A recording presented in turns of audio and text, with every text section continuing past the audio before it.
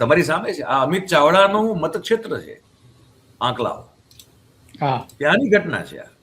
અમિત ચાવડા તરફથી મને કોઈ નિવેદન મારા ધ્યાનમાં સુધી આવ્યું નથી કોઈ. આ તો કાલ રાતની ઘટના. આપણે મયુરભાઈ એમની સાથે વાત કરવાનો પ્રયત્ન કર્યો, એમની સાથે વાત પણ કરી, તો એમનું કેવું એવું છે કે આમાં મૂળ ભ્રષ્ટાચારની ફરિયાદો છે અને ભ્રષ્ટાચારના કિસ્સાના કારણે આ બધું બન્યું છે.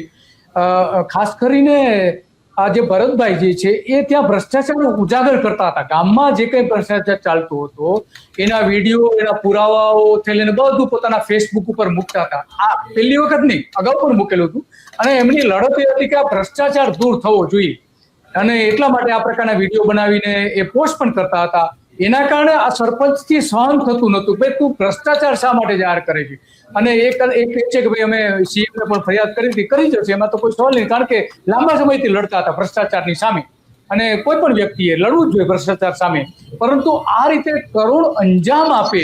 અને બીજી વાત, ભરતભાઈ જે છે એ ભરતભાઈ પોતે પણ ભાજપના કાર્યકર છે, સરપંચ પણ ભાજપના કાર્યકર છે.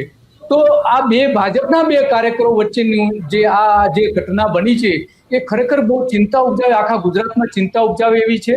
કારણ કે આપણે જાણીએ છીએ કે ગુજરાતમાં ગયા વર્ષની જ આપણે વાત કરીએ તો લગભગ 3500 જેટલા કર્મચારીઓ આ રીતે ભ્રષ્ટાચારમાં પકડાયા હતા.